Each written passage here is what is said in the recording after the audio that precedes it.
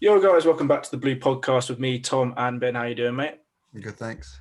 And today we've got another guest on, Chris from Villa Together. How you doing? Yeah, good. Thanks, mate. Thanks for having me on. No worries, mate. Just before we get into it, do you want to let all of our viewers know what it is you do over there? Yeah, so I host and run Villa Together podcast. We're pretty active on Twitter and Instagram. Obviously, we've got a podcast that we put out there visually via YouTube, and also we're on Spotify, Apple Podcasts, Google Podcasts, all the usual kind of podcast providers. We tend to do, I say tend to do because we haven't played for 3 weeks, but we tend to do a post-match kind of show, just discussing the ins and outs of the game. And also we do every so often special guest interviews. So we've interviewed ex-players such as Ian Taylor, Sean Teal, Yannick Balassi, Simon Grayson. And we've also interviewed celebrity fans, Nigel Boyle from Line of Duty, Richie Neville from Boy Band 5, David Reed from Sky Sports News, and yesterday posted one which was Carl Chin, who's used to work for BBC Radio WM. He was wrote columns in the local newspapers. He's a historian, so his full title's Professor Carl Chin, MBE, and he's as brummy as they come. So he was a good guest to have on. He was, he's pretty much like a legend of Birmingham.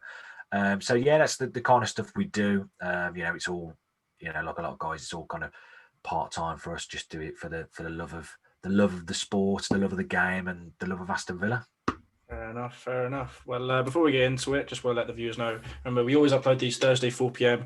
and the Purple Show now every Sunday at 4 p.m. Check us out on Spotify and Apple Podcasts, Google Podcasts, and all that. Now we're also on there. Links are in the description. And our merch, which I am wearing this time.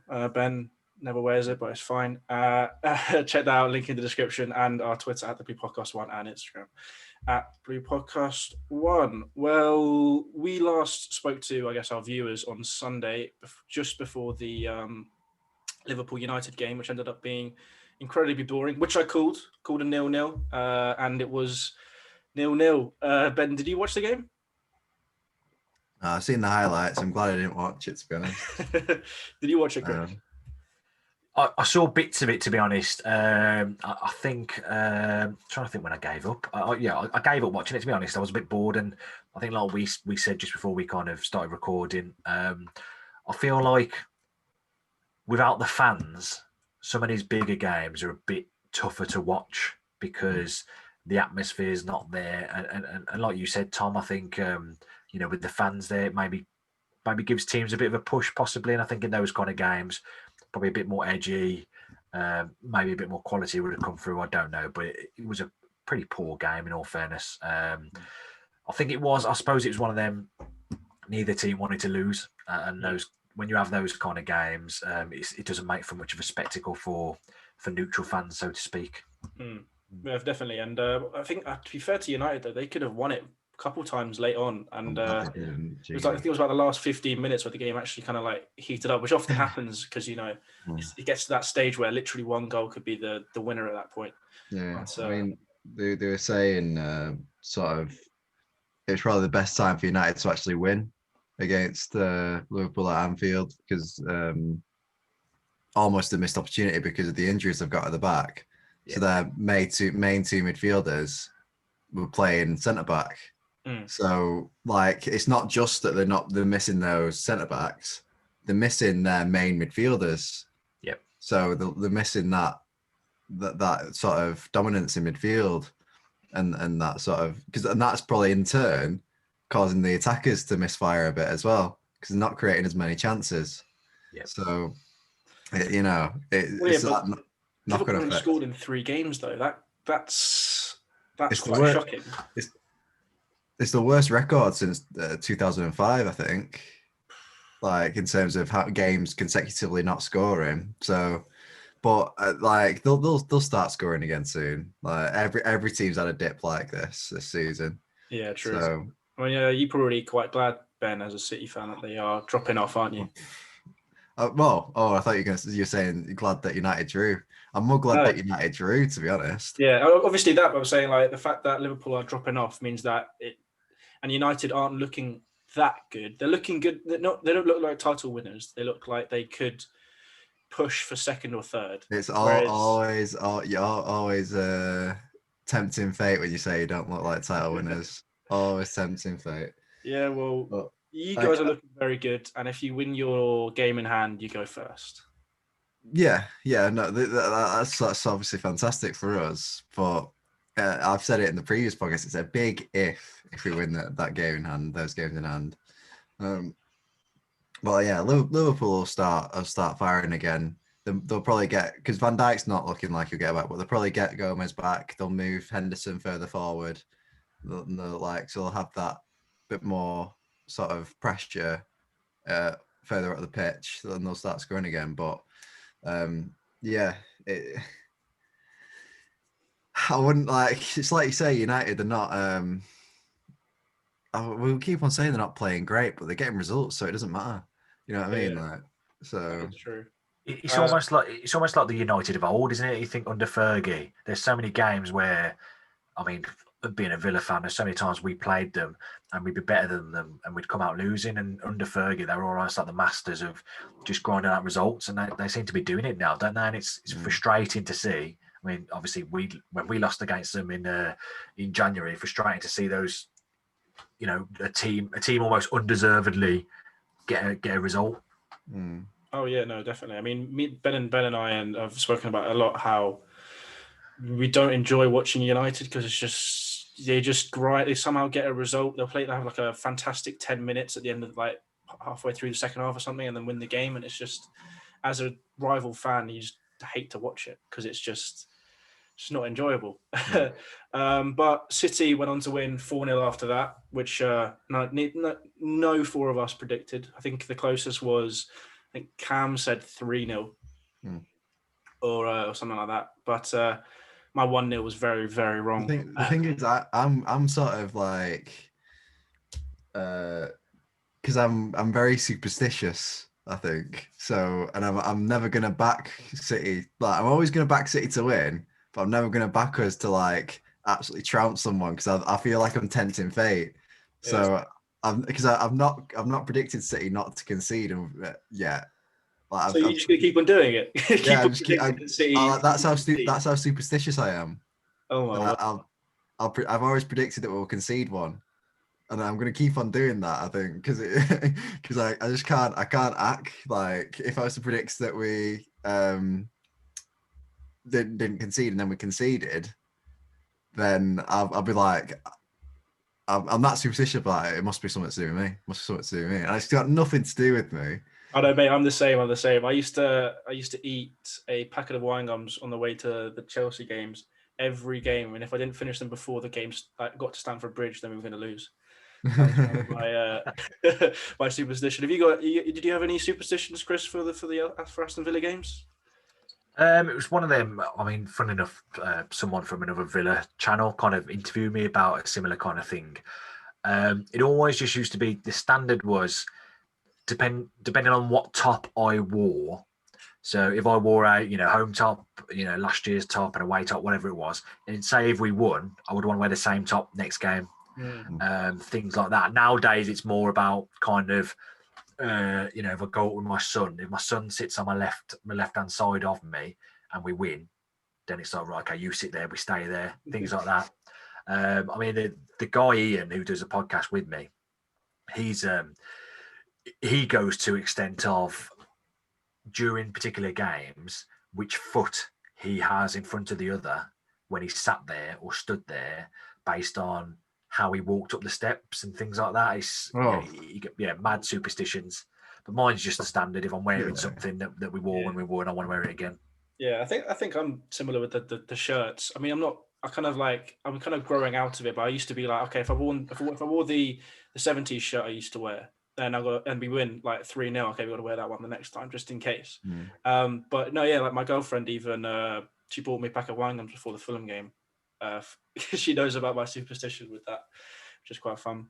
But coming up fixtures wise, I'm just going to see if this is going to work. See if the visuals will work. We've got. Where are you? Where's the? Oh, if I close it down, give me a sec. Open it up again. League table and fixtures. Unfortunately, Aston Villa, obviously, because you've kind of, what's the word? You've dropped. How many games have you not played now? We've had 2 postponed, which was the Tottenham game and the Everton game. But Okay. we'd already had so first game of the season was supposed to be against Man City, and that was postponed because Man City needed extra time after Europe for whatever reason that was. And we also had a Newcastle game from, I think it was October or November, that was postponed because of COVID. Mm-hmm. So we got, it's four games in hand on some teams. Can you guys see my screen? It's just coming up now, yeah. Cool, coming up now. Yeah. Yep. Well, that's the fixtures coming up this week so far. No, is it? Oh God, I can't remember how I did this. This is the first time for me. No, So these are the upcoming fixtures. Today, obviously, West Ham, West Brom. I think we're all thinking West Ham's going to win that one. Leicester. We'll talk about the City Villa game first, right. because you guys are obviously Villa and City fans. Do you think this game's going to go ahead? Yeah, it's looking like it. So we'll start with Chris as the guest. How are you feeling for this game? I mean, normally I'm a bit apprehensive when it comes to games against Manchester City. Our record against them is not great. I think we haven't beaten them since 2013. Last year we lost to them 3 times. There was twice in the league where we conceded 9 goals overall, scored 1. And we lost against them in the Carabao Cup final in March. And that was a closer game than the other 2. And it's a couple of months ago where we were, playing well, kind of, battling the top 6 with a couple of games in hand. So we were looking good. Where Man City were not necessarily out of form, but kind of, probably only in first or second gear. I felt like when we play Man City, we could have got something. Now I'm kind of not necessarily being negative. I just think kind of from a realistic point of view, I can't see us getting anything out of it, if I'm honest. Our form against Man City is not great. Man City's form at the moment is very good. Diaz and Stones seem to have been putting together a good partnership. Stones is looking like he's the missing man, getting the goals. Who needs Aguero when you've got John Stones? And as well, one thing that I think is worth remembering is the fact that our training ground has been closed for well over a week, reopened on Saturday. So obviously the lads haven't been able to train since then. I know people like Jack Grealish has been using his treadmill at home. Douglas Luiz has been using the park, park in Birmingham near to his house. So I think it makes a difference when you're not training as a team and when you're not training at your multi-million-pound training complex. And it depends as well what impact COVID-19 has had on some of these players. I think the majority of them were asymptomatic, but I think there may have been a couple of them who had it and possibly had symptoms. How bad the symptoms were, I don't know. But you look at Saint-Maximin at Newcastle, he struggled for weeks, with COVID-19. So whether that's going to be the case with some of our lads, I don't know, and we won't really know until tomorrow. I mean, we've had training pictures have been posted on Twitter and social media by the Villa account the last few days, and the majority of the first team you can see on there. But again, at the same time, you just don't know how these guys are feeling. They may be negative, so to speak, but they may not be feeling themselves. So I think there's a few things kind of going against us. But on the flip side, you look at our form this season. I think we've only played 15 games. Out of the 15 games we've played this season, probably only realistically been outplayed once. And that was against Leeds. I think every other game where we've either drawn or lost, we probably have deserved more, possibly, at least a point or 3 points. So we've played relatively well. So there is that kind of that added confidence and that added quality we've got this year. I just still struggle to see where we can get something against Man City, who are the form team at the moment. Fair enough. Ben, how are you feeling for this game? I think I've said it every podcast, and you can never take anything for granted. Like, can never underestimate any team in the Prem. I think that, obviously that all those things are true. That Villa. I think Villa probably had the worst of the outbreaks out of the Prem clubs to have outbreaks. Because I think Newcastle had one, and it was pretty bad, but they were okay. We've had one. It was pretty bad, but because we have got a decent squad, we were able to cope with it quite well. Fulham have had one pretty bad, but then Aston Villa has seemed to have lasted weeks. So, but then the sort of superstitious part of me, because I was reading a bit on the BBC Sport timeline after, and it was Dean Smith saying they've had 3 days training, and it was really nice to see the players back on the grass, and they looked like it was kids on the playground for the first day of school, sort of thing. Like they were all dead up for it, dead enthused, so the sort of superstitious part of me is this is prime for sort of a shock result, you know what I mean? But yeah, I'd like to think we win. Obviously, like you say, with our current form, we're doing well. But you just have to look at Brighton. I said it last podcast. Look at Brighton. That shows that if we don't finish some chances, but yeah, it'd be nice as well if we can win, just to keep the pressure on United. Of course it would be, Ben. Yeah, but no, in terms of we can keep the pressure on United and stuff like that.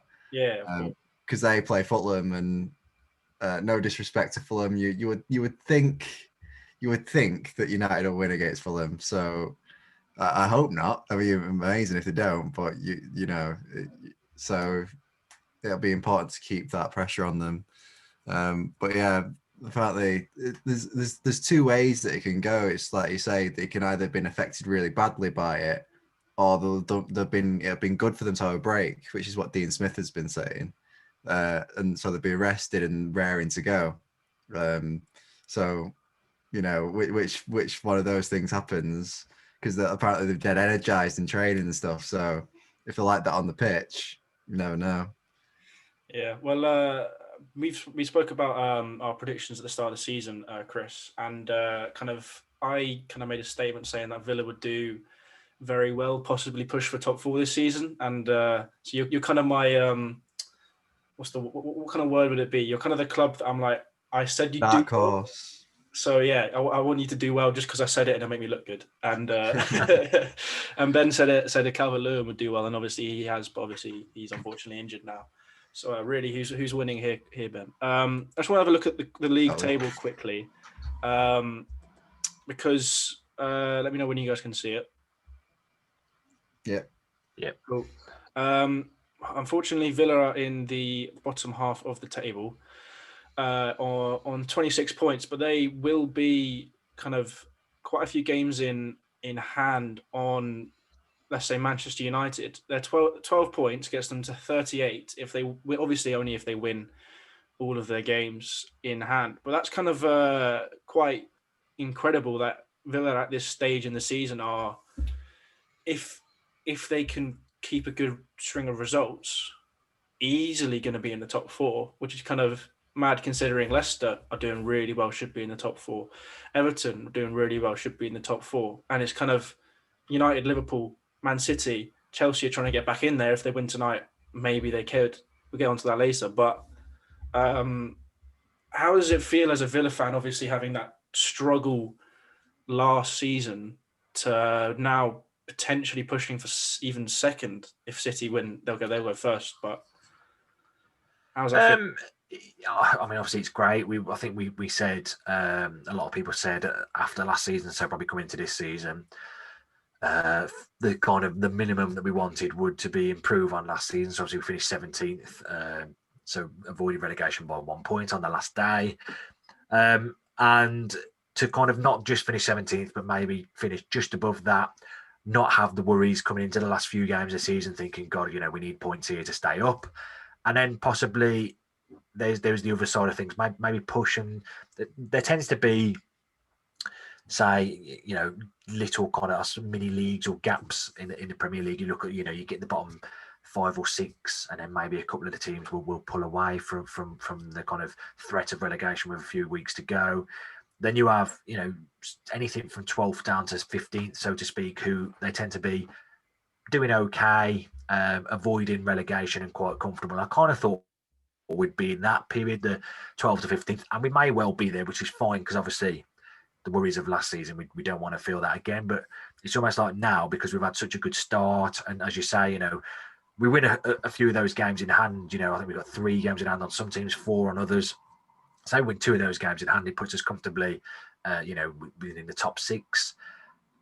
And, it just kind of adds an extra edge, and you kind of think, well, we should be aiming for higher than what a lot of us would have liked. A lot of people probably would have said, 10th to 12th maybe would be good. But now, because we've had such a good start, I think a lot of people are thinking, do you know what, I'd love top 10, maybe top 8, top 6, something like that. I mean, top 4 would be, I think, still would be a stretch. But we've had, obviously, we signed Ross Barkley, start of the season, and he's been fantastic, but he's missed the last 9 games for us with a hamstring injury. So having him back, which I think he should be fit for the game tomorrow, having him back would be massive for us. It'd be like a new signing. And we've been heavily linked with Morgan Sanson from Olympique Marseille. I think that'd be a massive signing as well. Yeah, if he comes in, that'd be great, because then that's more squad depth. And it's just, rather than bringing on almost like some of the players that we had as subs, you bringing them on knowing that, the quality wasn't quite there. Whereas now we've got more quality coming off the bench, and it's like we can improve, improve the team with players coming off the bench. We've had other injuries throughout the season, and the likes of, say, El Ghazi's come in, he scored 5 in his last 5, and he came in, as a sub off the bench. It looked like his career at Villa was done, and he's come back and he's been fantastic. So I think having that extra edge, and that extra edge off the bench, kind of sets you apart from, a big portion of the league. You look at other teams. There's a lot of other teams. Leeds, for example, if Leeds have 2, 3, 4 players missing, not all at one time, but throughout the season, as they have done, then they struggle. And it's happened with a lot of other teams. Everton, for example, have been very hit and miss. With Calvert-Lewin getting injured, they've kind of struggled for goals and things like that. If Calvert-Lewin's out of form, struggling for goals. So with us having that quality to come off the bench, it probably maybe bridges that gap towards the top 6, possibly the top 4. Still think that'd be a bit of a push, but it's going to be the kind of defining period for us was January, effectively, because of the kind of the teams that we were playing. We're supposed to have Spurs and Everton, 2 sides in the top 6. Those games called off. Obviously, you've got Man City. We have got Newcastle the weekend, which was rearranged. But a lot of the teams that we were going to be playing were, top 6 sides. And depending on how we came out of, January, if we come out with a good portion of points, then that would have set us up nicely for the rest of the season. So it's great to have improved massively. It's just, we're kind of at the stage now where it's almost, do or die for us. If we kind of pick up where we left off, then we might do all right. If we kind of drop off, the lads maybe have a hit in confidence, things like that. We could fall away a bit. But yeah, it's certainly going to be interesting, and I don't think there's any kind of threat of relegation or anything this season. No, definitely not. Go on. I think a lot to do with your improvement is your transfer window last summer was fantastic. Yeah. It was really, really good. Because it was one of those ones where you can tell the people obviously responsible for transfer policy, transfers, blah blah, had gone, right, so we need to improve here. And when these are the players we need to get, I went and got them. Yep. And that shows what you can do if you planned right and you've executed it well as well. So yeah. Transfers have been fantastic. I mean, we've got a decent, who's now second choice goalkeeper who was first choice till he got injured, with Tom Heaton, but obviously he got injured, and rather than I think there probably was a question mark over how he would recover, whether he'd come back still being a top goalkeeper or not. So we've gone out there and bought who was Arsenal's best goalkeeper in Emi Martinez. Matty Cash came in and he's been fantastic. Obviously Ross Barkley, as I mentioned. Ollie Watkins, I think he's got 8 games without a goal, but he still is it's almost like he allows our team to defend from the front at times because he's just constant pressure. We bought in Bertrand Traore as well from Lyon in France, and he's been fantastic. So yeah, as you say, bang on. Transfers have been good because, in all fairness, over the past, and you see it with a lot of teams, sometimes they will spend a bit of money. They'll go out and sign 4 or 5 players, and if the majority of them fail, which often happens, if teams make a gamble, then the team struggle. But as you say, we've kind of gone out there, we outlined our targets, got them, and they've all performed well. And obviously we're built from that. So that's been a massive help for us. With the, I think for me, when I was watching, what was the game where Tyrone Mings got sent off and he still won 3-0? Palace.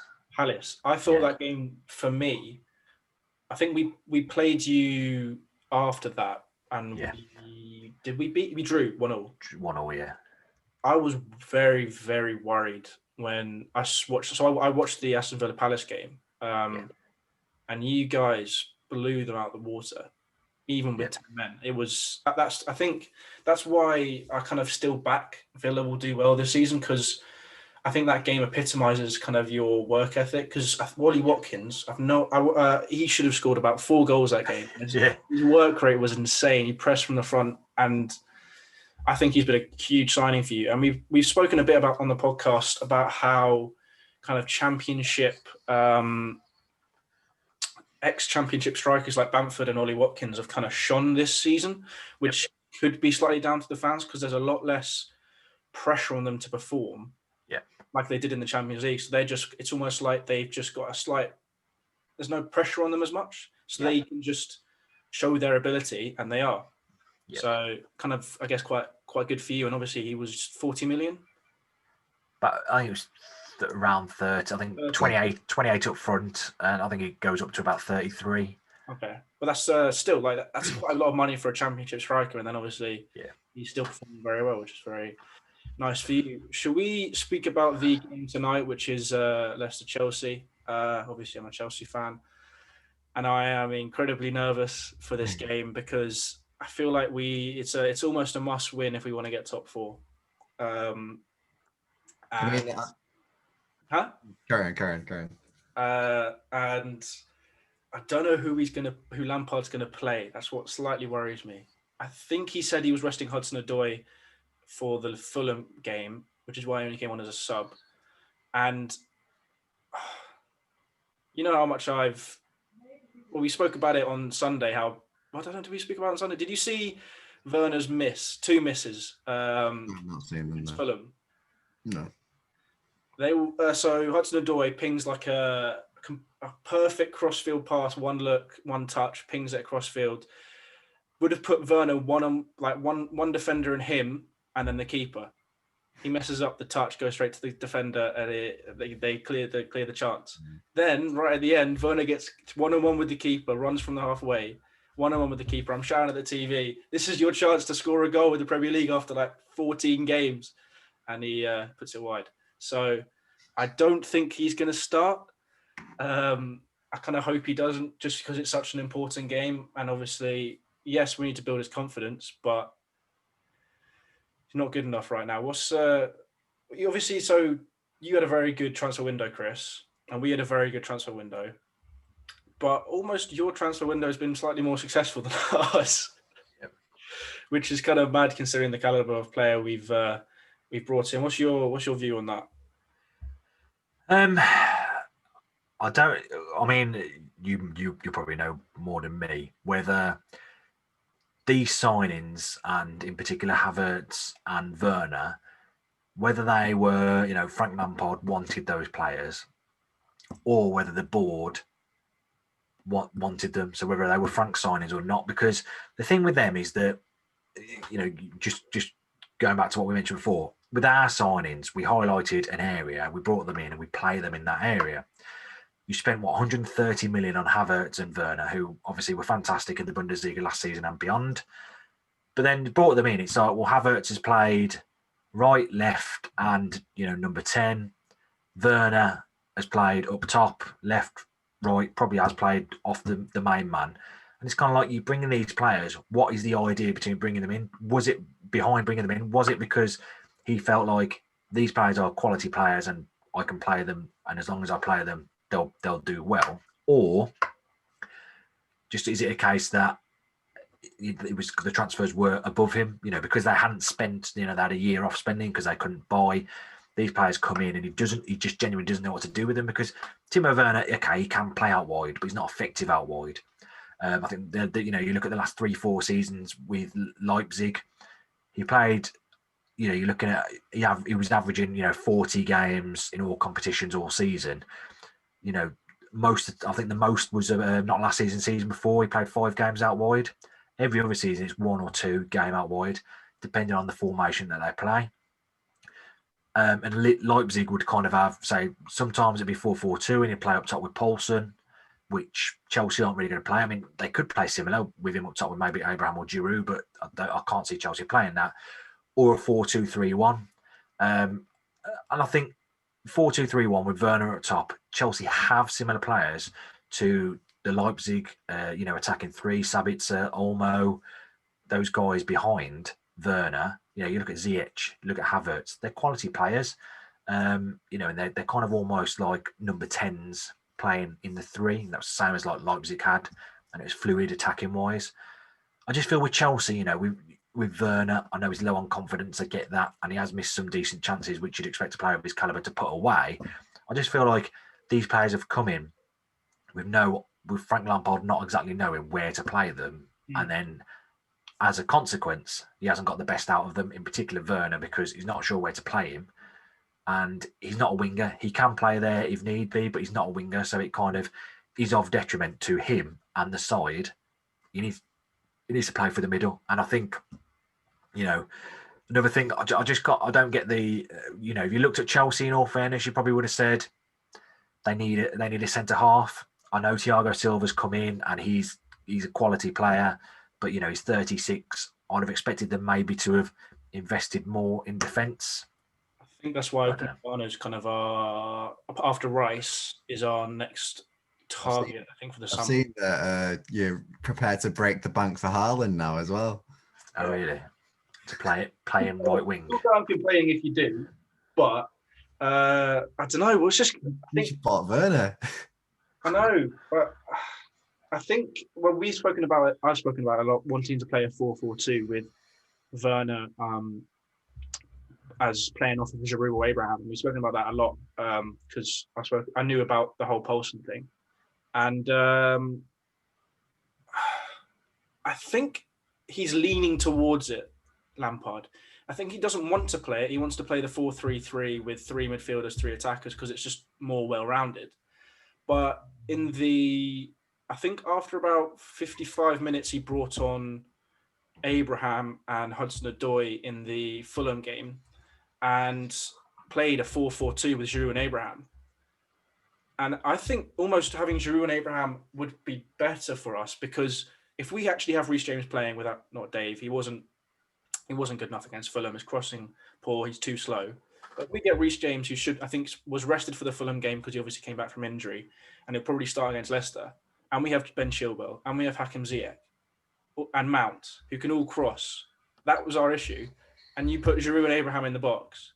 That probably would work pretty well, considering they're both very, very good in the air. I mean, like you were saying, do you think it is sort of, I'm not saying they didn't plan, but maybe a lack of planning on Chelsea's part? Yeah, and also people forget that at the start of the season, we only ever had one winger, which is why Werner was playing on the left most of the time, because I think at the start of the season, Pulisic wasn't back yet, Hudson-Odoi wasn't back yet. We just had Ziyech. Yeah. And then Ziyech got injured, and it was only Pulisic, and then it was Pulisic got injured again, and Hudson-Odoi was back. And it's like we've only ever had one winger. Yeah. And so now he started playing Werner up top again, is because we actually have now got But you think three of them back. Still sort of falls at Lampard that he's still trying to shoehorn them in to those positions when they're not made for those positions, sort of thing. Well, I think today's going to be quite a big one in terms of tactical decisions, because actually everyone is now fit. Every single Chelsea player is now fit, apart from Kante. So is he going to play Jorginho in that holding role when everyone wants him to play Billy Gilmore?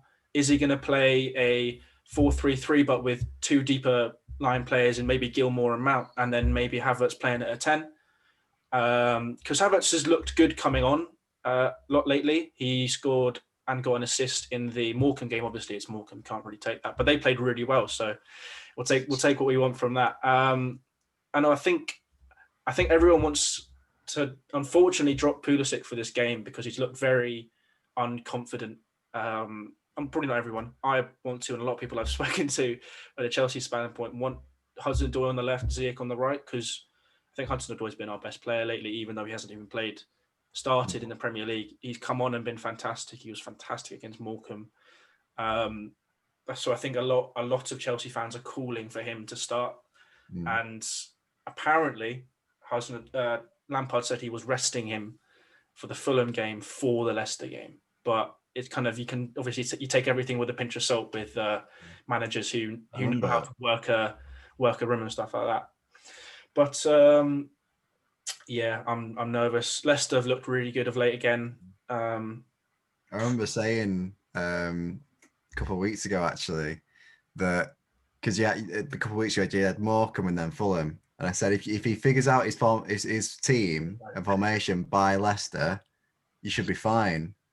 But he's not. No, he's not. He's not got his formational team yet, which is kind of he has to hope that he gets it right tonight.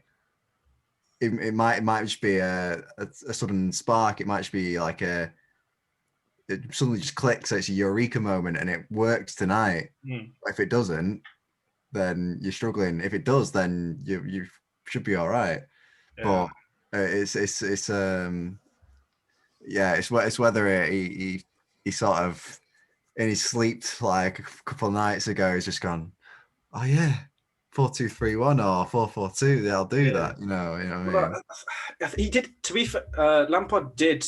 We spoke about obviously him trying different formations during those two games because they were obviously Fulham isn't an easy game, but it's an easier game than we've had recently, and Leicester. But he did try different formations. He played Giroud and Abraham up top twice during those two games, and he also played Werner and Abraham up top in the Fulham game at the end, where Werner had about 3 chances to score and probably should have, but obviously he's got no confidence. Should we do some predictions for this game, as obviously it's tonight, and we always do a Chelsea, Arsenal, Liverpool, and City game predictions. We can we'll put you in as well into our tweet, Chris. Why not? Because Ben, were you asleep yesterday when I asked for the predictions? Yeah. Yeah. So we actually got to replace Ben on our tweet. I actually got my dad to predict. I had the worst sleep going. Like I fell asleep at 7 last night. Woke up at like 11, 12-ish, and then didn't go to sleep until 6 in the morning. So I don't know what happened there with my sleeping schedule. All right. Well, Ben, do you want to tell me your prediction for the Leicester versus? I'm gonna go 1-1. 1-0. Ooh. Chris? I'm going to go with 3-0 Leicester.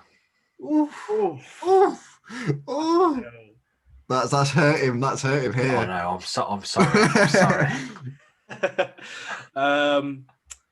Obviously, we're back Chelsea. 2-0 the Chelsea. Aye. I've got I'm feeling. If I feel confident, we'll win. That's like superstition right there. Yeah. If I feel confident, then they'll play confidently. Not if I feel unconfident, they won't play. Yeah. Are we doing City Aston Villa as well? Yeah, we'll do the Villa game. It's tomorrow, isn't it? Yeah, Yeah. Okay, we'll do that game now. So who's home, who's away? we're home. Etihad. Okay, so we'll put Chris in for this one as well then. Chris, together. What's your prediction then, Ben?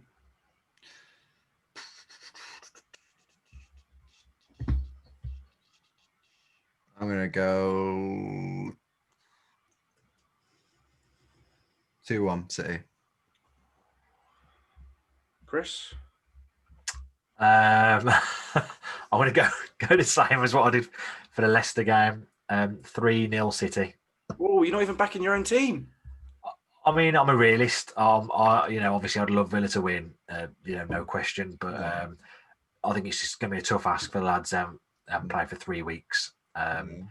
Against I think they're Man City the second most informed side in the league, possibly. I think when I looked yesterday. So yeah, I can't see beyond City win and 3-0.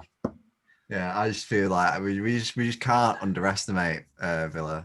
I mean, you can't underestimate any team, but you can't underestimate Villa. I mean, like you say, you've had a COVID outbreak and stuff, but it's like it's what I was saying before. It's whether it affects you positively or negatively. Like, so if it benefited from the break, or it's sort of it's broken up your rhythm. But I've seen I've seen stranger things in a team sort of having behind the scenes problems and then pick up a result in the Premier League. So yeah, I still like to think City win there. Yeah, well, I've gone for a 2-1 Aston Villa win. Oh, right, yeah. Well, if Chris isn't backing them, I've got to back them, haven't I? Yeah, we're not backing anyone else. Actually, why am I doing that? Considering you said it'd be. Oh no, yeah. I know you just said you're gonna get smashed. 2-0 City. Oh, watch it be 2-1 Aston Villa. Oh, I hope not. Jesus, can you imagine? I put 2-0 City. You weren't nice to my team, so I won't be nice to yours. I'm just being realistic, All right, so should we get into some, I guess, Aston Villa history of your history, basically, questions? Yeah. Just get them up quickly. It's kind of the usual question we always ask and start with is kind of a typical question. What was your first game that you went to, and also kind of your first game memory on TV? Do you know what? I'm not entirely sure what the first game is that I went to, because where I live probably about 15 miles from Villa Park, so it's not far. I can get up to Villa Park in about 30-45 minutes. But where I live, it's mainly there's a lot of Wolves and West Brom fans around where I live because that's closer. But when I was younger, because my dad has never been into football, he was born in the heart of Birmingham. He'd be more of a Blue Nose than a Villa fan, but he never liked football. So it was kind of one of them. As I grew up, I think I watched. I saw the League Cup final, 1994. Villa beat Man United to win the League Cup 3-1, I think it was. Which was a game. I mean, at the time I was 94, so I was 6 at the time. It was a game that I watched, and I was kind of like, oh, okay, yeah, Aston Villa. I became a big football fan in '96 after Euro '96. I watched that. I loved Alan Shearer. But Villa were my team, and I remember then the first game I was properly involved in that I kind of wanted to watch was the 1996 League Cup final. We beat Leeds 3-0, and obviously I loved that. And I think because my dad, not being a football fan, he didn't go to the games himself. Let alone being a Villa fan, didn't go to the games himself, so it wasn't a case that he could take me up. So I think one of the first games I remember, and what tended to happen was when I was younger, under the age of 10, was my mum and dad would buy me tickets for a game, and rather than think, buy tickets for any game or something like that. They'd buy a game. They'd buy tickets for a game where we played a bigger team, because I thought, oh, he would like to go and see some of the the better players. So back then, go and see Manchester United because I could see David Beckham, which okay, it's great and all that kind of stuff. But at the same time, we get spanked. So they would always associate. I'd go to a Villa game, I'd go with my dad or my mum or whatever, and come back and always be gutted because we've lost. And I was kind of thinking, you're taking me to the wrong games here. And I remember one of my first games, we played Chelsea, and we lost 3-0, obviously at Villa Park. And I'm trying to think who scored the goals I'm sure it was in 99. I think it was 3-0. Okay, I feel like it was someone like Forsell, maybe. I don't know. Did Forsell play for Chelsea or Good Johnson? Possibly. Was it Forsell? Possibly Forsell got 2 goals. And it was just one of them. But then obviously as I got a bit older, I went to high school. There was friends who I met who I would go with, and then obviously it was a case of going a bit more. I've got the goal scorers if you want them. Who scored then? I know it's one who got 2. Flo. Yeah, was it Flo with 2, and then that was it. Goldbeck? No, he scored 1. Goldbeck. Sorry, Andre Flo did score 2. Yeah, he scored the first one and the third one. Yeah, I remember that. It was one of the first games I remember. But yeah, so when I went to high school, obviously started going a bit more. Had a season ticket for a number of years, and then because of work, I joined the police because of working shifts and stuff like that. I couldn't really, have a season ticket just purely because, a lot of the time is I couldn't commit to going to the games. So I kind of had to stop that. Back then when I joined the police, which was 2007. But nowadays I kind of I kind of share out my season ticket if I can't go. It's got to that point when I just I need to go to Villa as much as I can. Obviously, it's been a bit of a ball ache because the last game I went to was March last year, and we lost against Spurs, and it's one of them. You guys know you just want to get back into a football ground, but yeah, it's one of them. It's not a kind of. I mean, I say traditional. What is traditional these days? But I mean, like a lot of people, they tend to support a team because maybe their brother or their dad or their mom supports a team. So they, like me with my son, he supports Aston Villa, and I want to take him up to Aston Villa. But I didn't have that with my dad. Not because he was a wanker or anything, but just because he didn't like football. So that was that. So I had to kind of find my own way into football, which was fine. And luckily, my youngest, he supports Aston Villa, so he wants to come up with me and stuff like that. So yeah, it's all good. Well, that's the same with me and Ben, isn't it? Well, we've had actually both of our dads on the podcast now. We had a Chelsea one for my dad, and then a City one for his dad. Yeah, not nice. Yeah, it's one of them. I think he's nothing against my dad or anything like that, but it is nice. I suppose the same with me and my son, having that relationship. And it's kind of, I don't know, it is a tradition, so to speak. Someone follows a club, they follow it for years, and then they have a son and they take them through it as well. And it's, you kind of go for the highs and lows together, don't you? Yeah. I mean, I was invited on a watch along for the Leicester game today, but I was like, I'm sorry, I'm at home. I've got to watch it with my dad. Can't let that slide. Yeah, no, exactly. Yeah. It's one of them. I mean, my dad he's never been interested in football and that kind of stuff. So I've never really done that. So over the years, it's when we haven't gone to the games, I've watched it with my mates and stuff like that. So it's all fun and games. It's like with my dad, it's part of that. It's part of sort of the match day experience that you basically turn into like master tacticians, don't you? You know what I mean? Yeah. Well, Ian, the lad who runs his channel with me, him and his dad.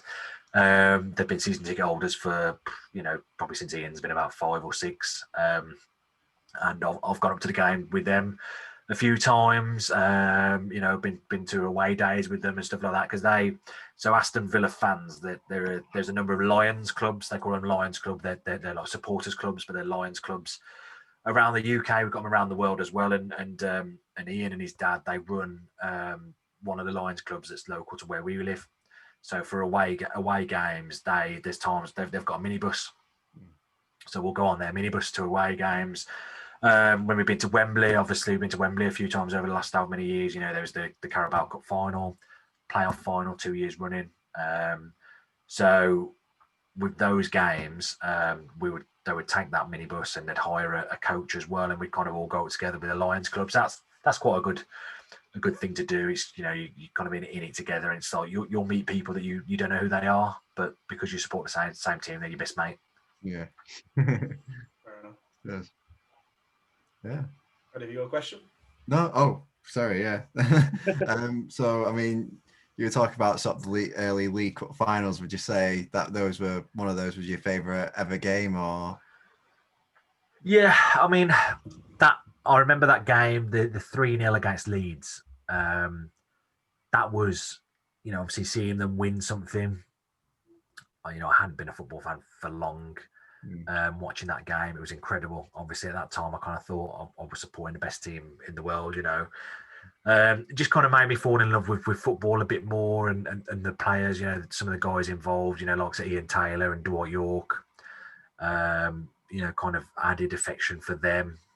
I just think I love those games, and obviously that was the '96 League Cup final was brilliant, but I think the kind of some of the better games are probably ones that I've been to. Been to Villa Park and seen. I mean, unfortunately, a lot of the time I've been to Wembley over the last 10, 15 years, apart from the playoff final 2 years ago. Most of the time I've been to Wembley, it's been absolutely, dog shit. So, the Wembley memories for me when I've been there haven't been great. For the football, anyway, it tends to be a good day out. But yeah, I've got some, great memories at Villa Park. I remember we beat Ajax in, I think it was 2008, in the UEFA Cup. As it was then, it was still the UEFA Cup. Ajax had a ridiculous team. I think they had Alderweireld, Vertonghen, Suarez, people like Herbie Emmanuelson, Van der Vaart. They had a ridiculous team, and we beat them 2-1. And it was just that night game under the lights at Villa Park, UEFA Cup. That was a good one, seeing us beat them.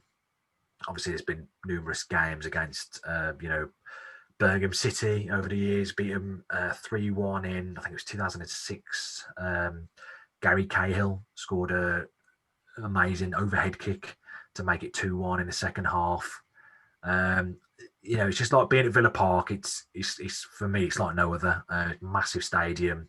I know there's bigger, but compared to ones locally, anyway, it's massive stadium. You've got atmosphere is ridiculous, and just being there, it's just like no other. I took my son on a tour there last year. We went to the club shop and all that jazz, and as odd as it was like we were stood there on the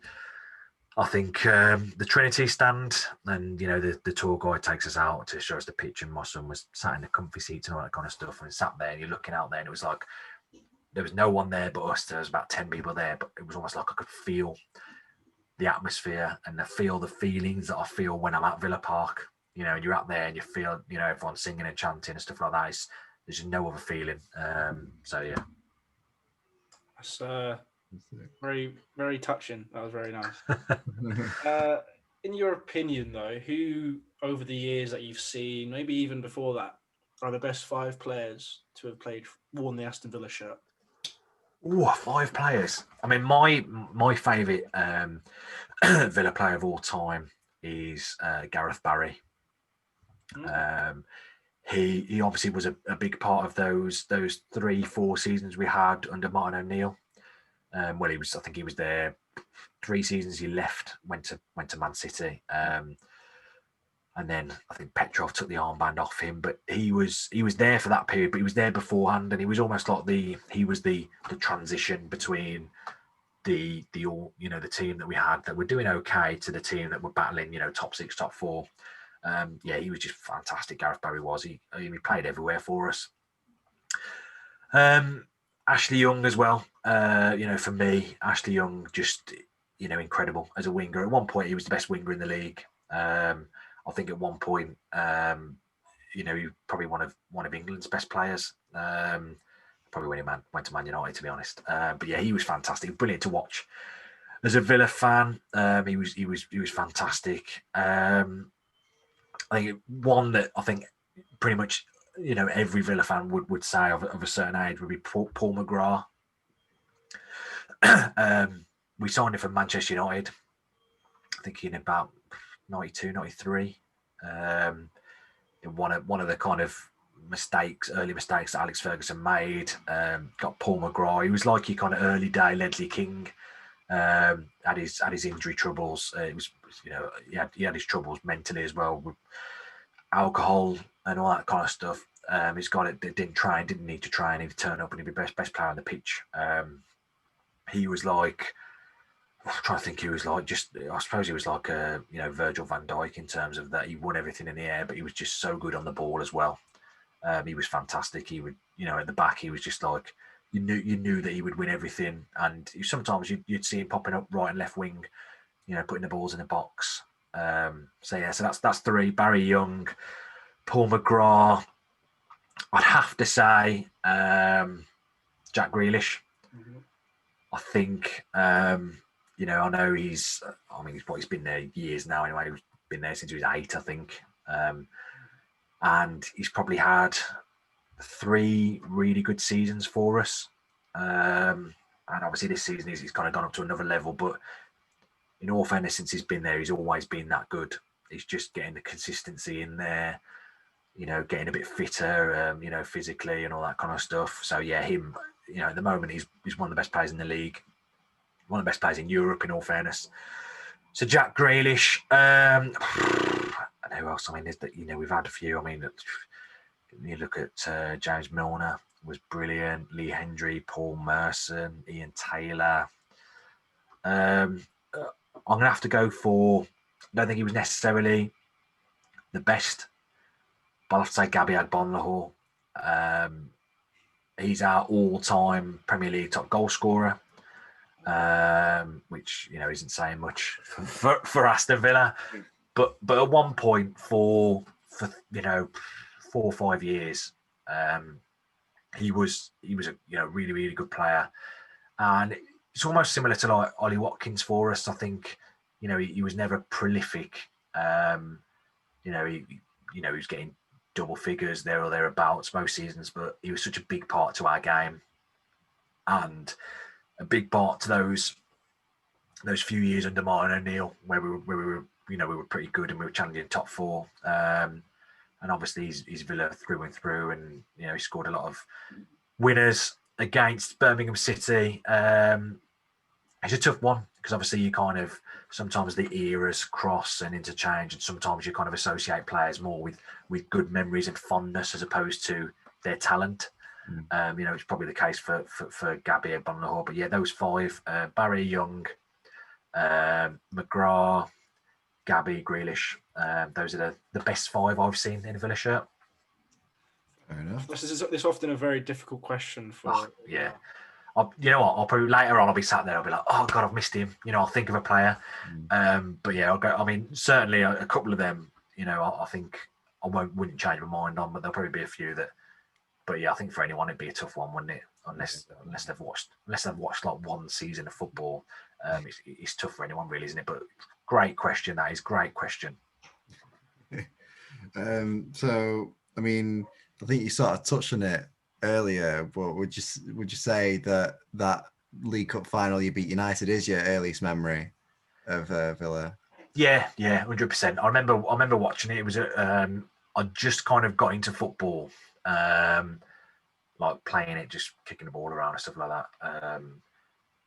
And it was an odd one. I knew a lot of people that I knew from school and stuff like that supported Manchester United. So for us to play Manchester United, it was kind of like, oh God, Manchester United. I hate Manchester United. And then to see us play them and beat them, it was like, yeah, Aston Villa, they're a team for me.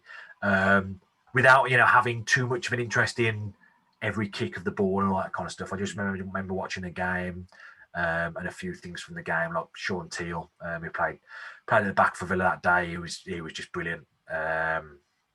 But yeah, and obviously seeing us lift a trophy, it was kind of like, oh yeah, Aston Villa, that's the one for me. So yeah, certainly the earliest memory. It's one of them. It's kind of like I knew I'd seen it and I remember watching it, but without having too much of an interest in football, as you do now, you're kind of like, right, okay, with 53% possession, our XG is pretty good, all that kind of stuff. Back then, it was just like, I just kind of liked the claret and blue and hated Manchester United. So Fair enough. That's something me and Tom can share. Hate Manchester United. I mean, we've spoken about it quite a few times, haven't we? Where it's like, so what your rivalries, blah blah blah, and I'm like, I couldn't care less about any other team except United, and that's obviously because I'm a City fan, noisy neighbours, all that sort of stuff. But I couldn't care less. Like when we're playing Liverpool, it's when we play United. That's what matters for me. I guess might probably a bit more difficult because they're in the Championship. Would that be with Birmingham City maybe for you? It's a tough one because I think for Birmingham, because I mean, even growing up, we were Premier League. They were Division 1 as it was.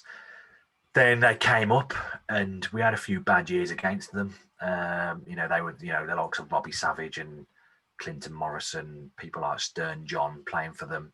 They had a few good years over us, and they haven't beaten us since 2005. Obviously, when we had our kind of most recent darkest days, we dropping down to the Championship. Even then, we were beating them. So they would be like kind of main rivals. I think as well, similar kind of thing with them, because I know we've been down and back up once. Wolves and West Brom been up and down a couple of times over the last 15, 16 years. So them as well. But Man United, just everywhere people live, you'll always have a load of Manchester United fans, and Manchester United have just pissed me off for so many years as a football fan. So so Man United, I think you could probably ask a lot of fans, couldn't you? And they'd kind of be like the local rivals and Man United. Oh yeah, that's definitely for me. Like obviously Spurs is my local rival, my most hated team, and then it's probably United, very very closely followed by Liverpool. Yeah. It's one of them, Manchester United, bloody hell. It's almost causing a bit of a siege mentality for United, isn't it? Because it's like they're thinking it's us against them, isn't it? Yeah. It might be helping them with the sort of the performance. Maybe, maybe we should just all start loving them. I don't know. Maybe it's just like, oh, it's all right. You do what you want, and they'll be like, oh, what? Like, I mean, it's not even like, I think they like to think it is like that, but it's not. I don't think, because it's like, it's just a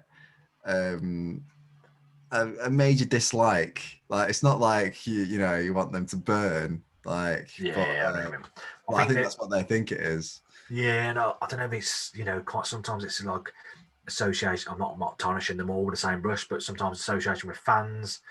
A lot of fans that I knew growing up, they'd be, they love Manchester United, and they kind of rub it in your face and all this kind of stuff, and you're thinking, how many times you've been to Old Trafford, all this kind of shit. You just support them because they're good, and obviously when I was younger they were.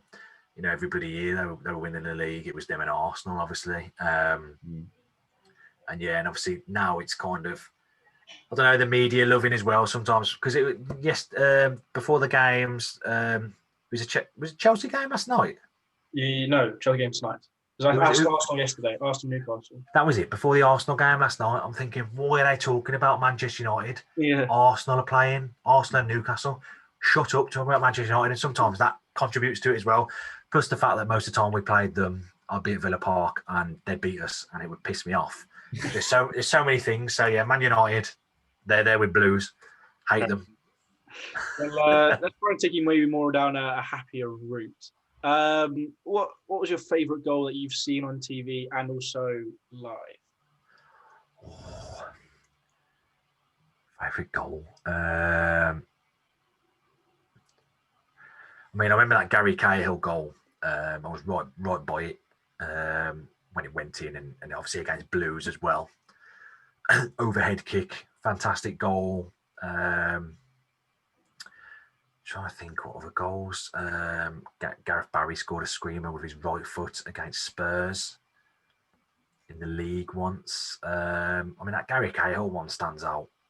Just as against Blues, he was up by the Holt end. He was a youngster, so he was like, he was a Villa lad that had kind of come into the team. That's one that I remember watching at Villa Park. That was amazing. One that I saw on the TV, which I loved, was 2009. I think it was at Old Trafford. Gabby scored a header, and he gave us our first win against Manchester United in the league for God knows how long. And obviously that's the last time we beat them at Old, in the league. That was bloody 2009. So yeah, I think those are the ones that stand out just because it's kind of associated with a memory, not necessarily. I mean, Gary Cahill's goal was brilliant, but not necessarily the best goals, but important in their own ways. One was against Birmingham City. Gabby's was against Man United. Obviously, yeah, those guys again. So yeah, those are the ones for me. Fair enough. So I mean, we've sort of touched on it earlier, on the podcast as well. But how would you sort of summarize your starts of the season? I mean, it's been brilliant. It's a bit of I think the kind of one thing that you may be a lot of Villa fans would possibly be disappointed about would be a couple of things. I think one would be some of the games where we've lost have been frustrating, and we probably shouldn't have lost. We lost against Brighton at home, Southampton at home, 2 games that were disappointing defeats where we just handed them the goals. And even on the balance of play, we were the better side. Lost against West Ham away, where we were robbed, in all fairness. We scored a last-minute equaliser, only to be offside, but then at the same time, Ollie Watkins was fouled. And another game, aside from VAR and all that kind of stuff, we missed a lot of good chances. So we could kind of be better in the table than where we are. And also, I think the other thing is the kind of the games that we've missed that have been postponed and stuff like that. It's been frustrating at times because when we had the Newcastle game suspended, and obviously the last 2 games suspended, it's almost come at the wrong time in terms of that. It would have enabled us to possibly get into some real good run of form and get us up the table. And obviously having 3 and 4 games in hand, it's all good when you look at it and you think, if we win 2, 3, 4 of these games, then great. But obviously if we lose all of them, then it's real disappointment. It's almost like we kind of missed out on, we've lost a bit of our momentum possibly. But like we said earlier, off the back of last season staying up by 1 point, to be clear of relegation. I think we're on 26 points. When Project Restart started in June last year, we were on 27 points, and obviously we were deep in trouble. So to be 1 point beyond that, I think we had 8 games to go then. Obviously we've only played 15 games, and we've got 26 points. I think you just look at that and it just shows how far we've come. So it's been brilliant so far. Regardless if we finish 12th, 10th, 8th, 6th, 4th. I don't think we can have many complaints really, because it's just been such a massive improvement from last year. Fair enough. That is very true, to be fair. Just before we get to the last kind of history of question, you stayed up by 1 point you maybe shouldn't have had last season. Am I right in remembering that? No. No? No, I think, okay, I get your point. But at the same time, we conceded that goal. It went in, it went over the line. Technology didn't give it, but at the same time, it was in the 27th minute. So who's to say that we wouldn't have come back and scored? I think everyone knows who's a football fan, who's played football, regardless of what level, and who's watched football. Conceding a goal doesn't always mean, it isn't always a bad thing. There's been times you concede a goal and it gives you that kick up the arse.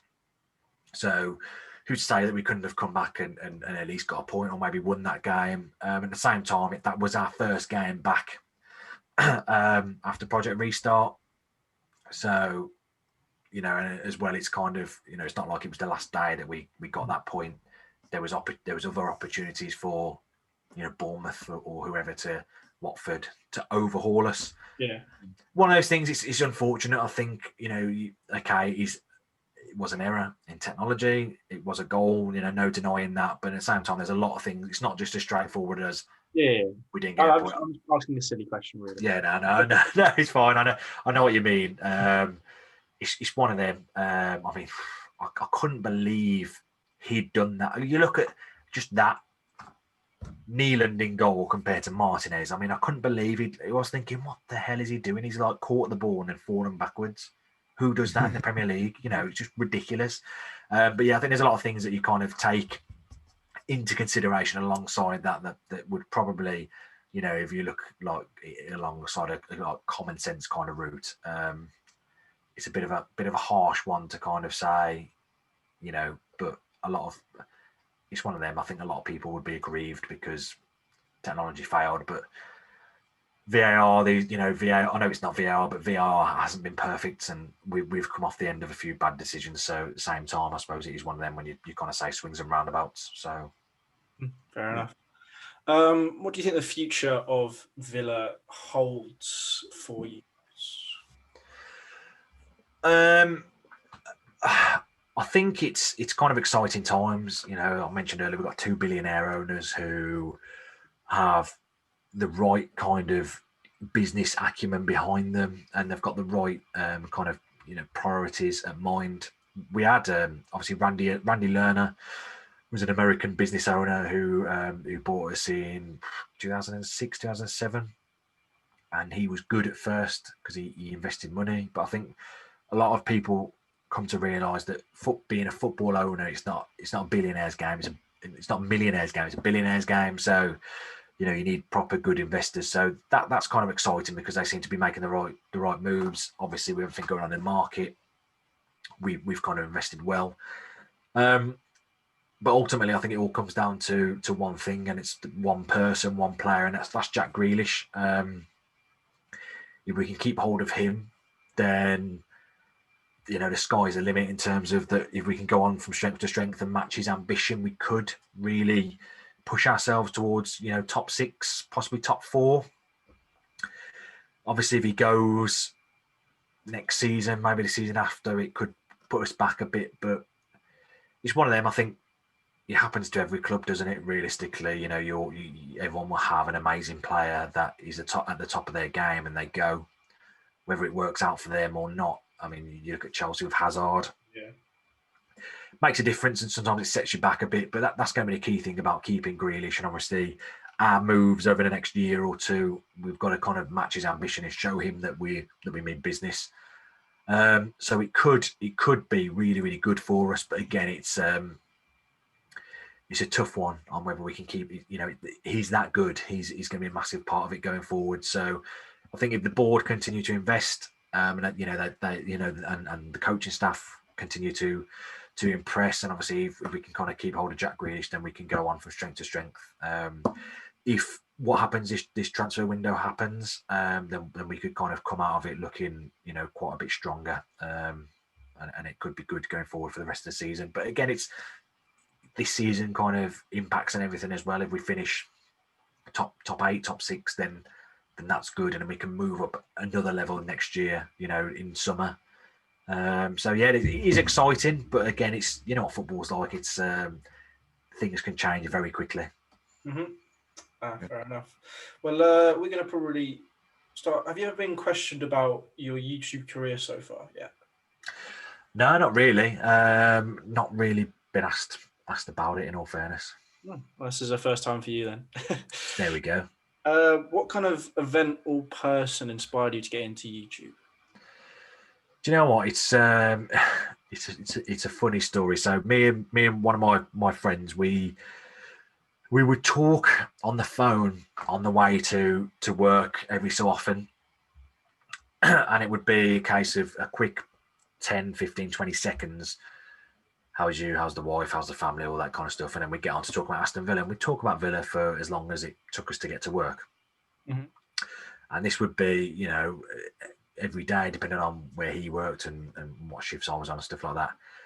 And was kind of like, you know what, we're talking about Villa. Why don't we do this like, you know, properly? Let's do a podcast. And I was like, okay, yeah, cool, we'll do a podcast, blah blah blah, all this kind of stuff.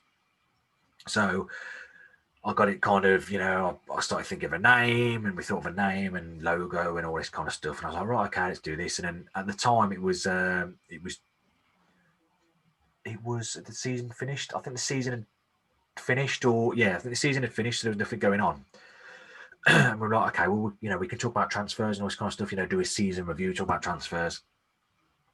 And he was really up for it, and I'd kind of put a bit of effort in to get everything sorted and kind of, you know, how we were going to do it and everything. And then when it came to recording it, he was never free. And so our first episode was actually recorded because he insisted, and he was unable to make, you know, get any spare time for me, that we recorded it in the car.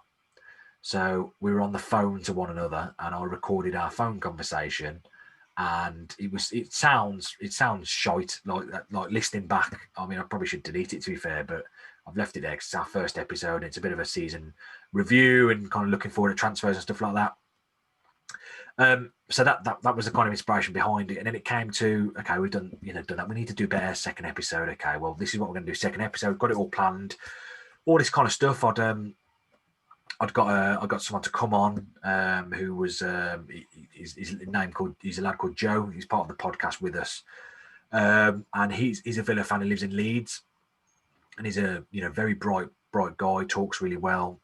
Massive on his stats, you know, football stats and XG, XA, all that kind of stuff. So okay, come on, you know, we'll kind of look at transfer targets. If you give us a bit of a breakdown on these players.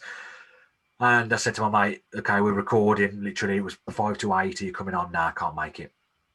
Why not? On just silly things like, you know, I know it's not a laughing matter, but he's saying it, or the abuse that he's going to get online and YouTube, the way he sounds and this kind of stuff. And it's like, just being silly at the end of the day anyway. So that was it.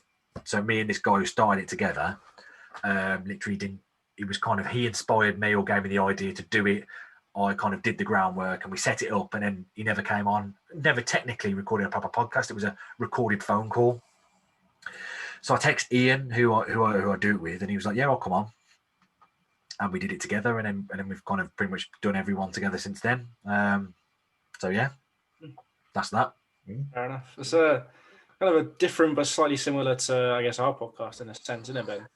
Because basically me and Ben know each other through my mate at uni.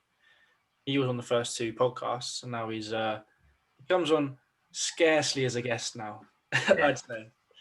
But me and Ben have actually only met once in person, which is funny considering when this is now the 38th Blue podcast, but our 40th podcast together, which is kind of mad. It's a mad one, isn't it? And I suppose if things were different, you know, you're probably, you know, taking some time out to, you know, to meet for a beer or 10 or whatever, you know, which is the case with a lot of people that we've spoken to. It's like, oh, I owe you a beer and stuff like that. It's just the way things are at the moment. It's a bit odd. It's a bit rubbish as well, isn't it? And also the fact that I live in Bournemouth and he lives in Manchester. I mean, you can meet in the middle. What's the middle? Yeah. The Midlands. Swansea, where I go to university, it's probably going to be where. That's not the middle. That's where we're going to next meet. Oh yeah. Fair enough. Yeah. So I mean, this is more a question that Tom puts in because he's had like 4 or 5 channels. But is this your first channel, or have you had others in the past? So I mean, yeah, it is. I did have. I mean, still on there. So during the first lockdown in March, I'm massively into quizzes. I've done them over the years. I've, you know, applied for Mastermind and all that jazz. And so during the first lockdown, everyone was obviously, you know, I think that at the time they were more kind of scared than bored during the first lockdown. But I said, you know what? What I'm going to do is I'm going to do something called Chris Ellis Does Mastermind. And I'll speak to somebody, and, you know, if people want to take part, they message me. They pick a specialist subject, as you do. So follows the same format as the show. Have you seen Mastermind? Yeah. Follow the same format as a show, but we do it via Zoom. Okay, so there's probably about 15 people who I spoke to. Each one was a separate episode, and I put that on YouTube. And then in the end, it was a case of, I kind of tallied up. So we recorded it, and then I edited it to show, every time they got a question right, their score went up. And then in the end, they got obviously however many they got. And then once everyone had finished, obviously I think I actually had 2 people at the top who would join on 19, and the idea was then to record a kind of live final. Not that it was a massive channel. I thought I've got any subscribers, but that was just a place to put my videos for when I did Chris Editor's Mastermind. And to be honest, the plan was, or still is a plan, is to do a celebrity version to raise money for the Aston Villa Foundation. So we've got Aston Villa Foundation that they do a lot of stuff for homelessness and kind of helping people, education wise and things like that. They do some great work around the local community. And the idea was to do that. Hopefully we can still do it, but I've spoke to a few people. I think there was Michelle Owen from Sky Sports News. She's a Villa fan. She was going to do it. James Chester, ex-Villa player, Ian Taylor, a couple of others. We're going to do like a Chris Editor's Mastermind kind of thingy for that. So we'll see if that happens. But that would be on the Villa Together channel, not the I don't know what the other one was called anyway. It was just for my Chris Editor's Mastermind rubbish. But yeah, that'll be very interesting. What's you obviously you do like post-match, pre-match kind of stuff. What's your favorite type of video to upload or do? And if you had to pick one video that's your favorite you've ever recorded, which one is it? I love doing stuff with the the kind of celebrity fans, so to speak. So obviously we do the post match, and I mean mainly post match. I have done the occasional pre-match kind of stuff with people, with other fans from clubs, talk about the game and that kind of jazz. But we also do interviews with ex-pros and current pros, and also interviews with celebrity fans. So people from music industry or TV, any of that kind of stuff.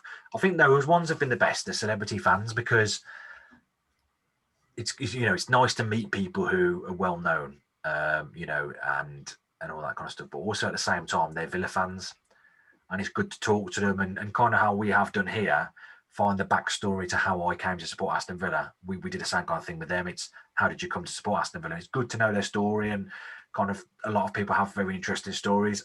Like I love doing post-match and pre-match stuff, but I find that at the same time, because say the guys from our podcast, we're all very similar. So when we do a post-match game, you just watch the match, we just watch the same match, we all have very similar views. So have an interview with somebody, these celebrity Villa fans, it's really interesting, and those are the kind of best ones that I enjoy doing. I suppose what the best upload would probably be either interview with Yannick Balassi or interview with Richie Neville from Boy Band 5.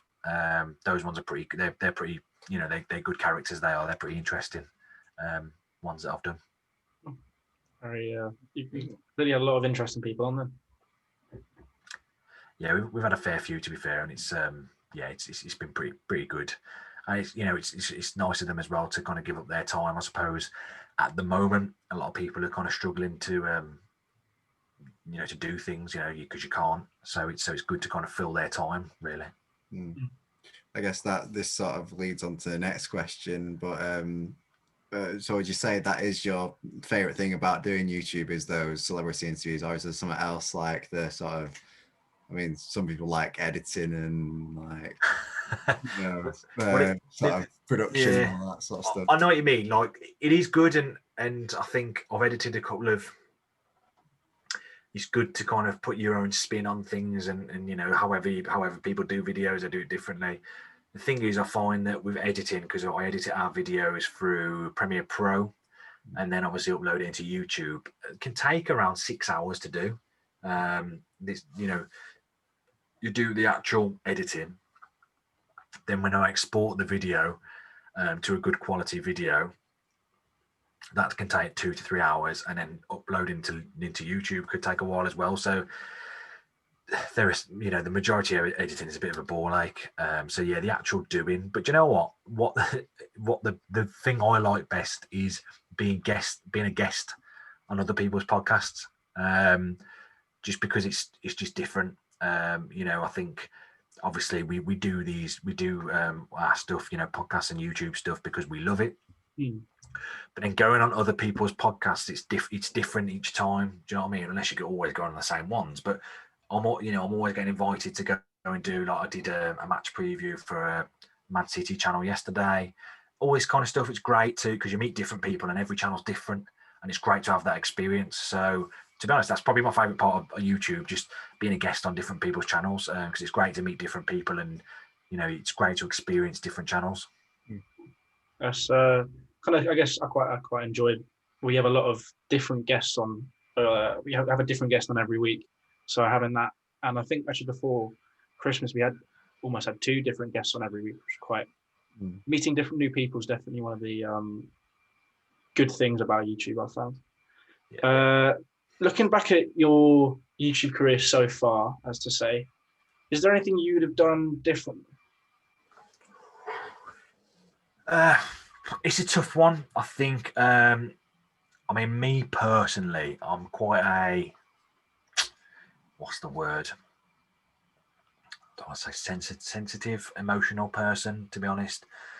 So sometimes I feel like when I've done a good video and it doesn't bang, so to speak, I'm sure you guys feel it. Do you know what I mean? Oh, that was great.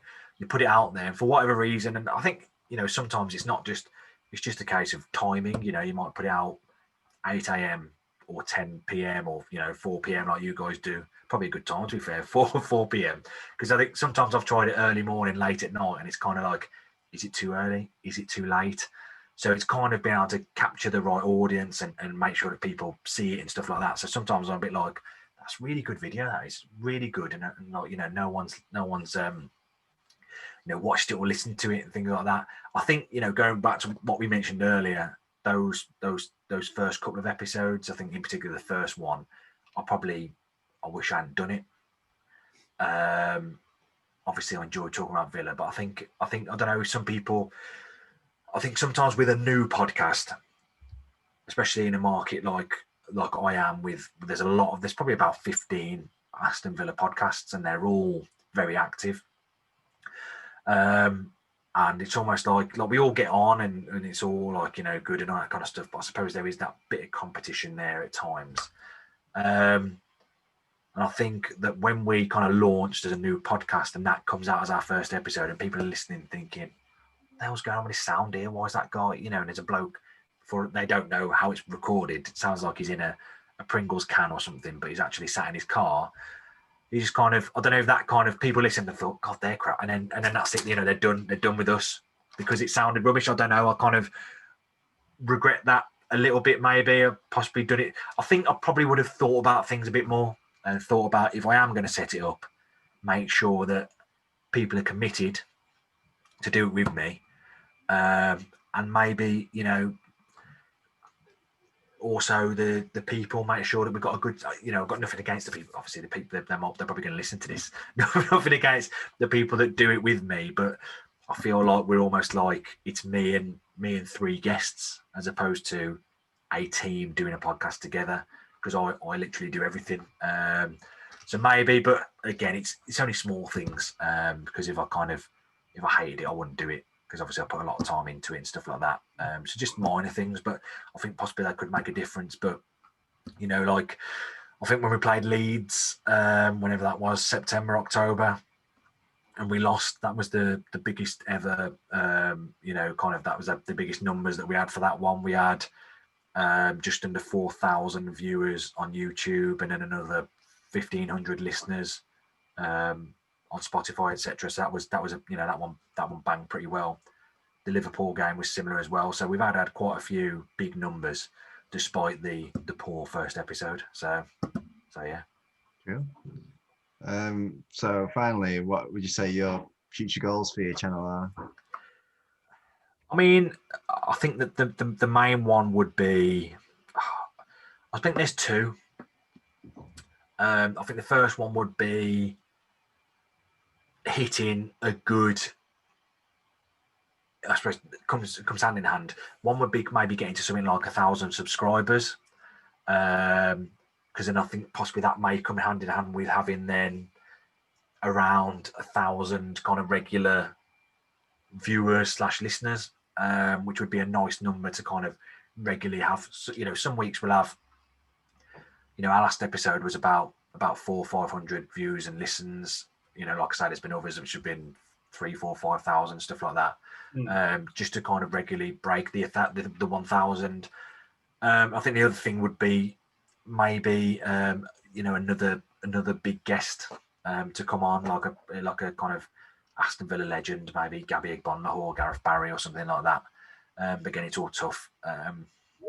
So yeah, I think those are the things going forward. It's just, I don't think it's, you know, it's not, at the end of the day, it's not, unless, you know, I suppose with YouTube you can earn money and all that kind of stuff. You know, I'm not aiming for that, because, you know, I don't know how many you have to have, God knows how many subscribers and the time and effort to go into that kind of stuff. But I think it's kind of just getting the numbers up just to have that. I think then for me personally, it just gives me a bit more recognition, you know, because, but the same with you guys, the effort that you put in. And obviously, you know, you can see, because, you know, you guys posting regularly and all that kind of stuff, you know, the effort that you put in, you want that recognition, don't you? You know, and for us guys, it is recognition in terms of numbers. It's a numbers game, and you know, in numbers, it just comes down to views and listens. So it's kind of that, just to give me that bit of recognition, because the hard work you put in, you know, you kind of just want that kind of recognition, really. So that would be the main thing, really, just the recognition, just numbers in terms of subscribers going forward, really.